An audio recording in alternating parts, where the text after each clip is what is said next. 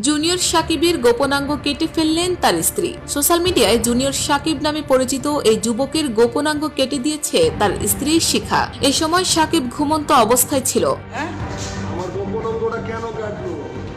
ঘটনাটি ঘটেছে মঙ্গলবার ভোরে বরিশালের বন্দর উপজেলার কলাগাছিয়া কান্দিরপাড় এলাকায়। এ সময় শিখাকে আটক করে বন্দর থানায় নেওয়া হয়েছে।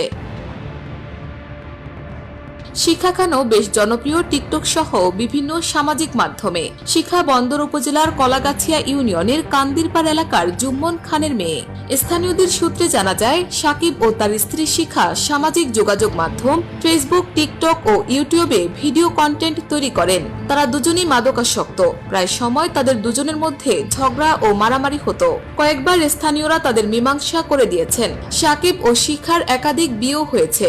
আজ ভোরে কোনো এক সময় ঘরের ভেতর সাকিবের গোপনাঙ্গ কেটে ফেলেন তার স্ত্রী।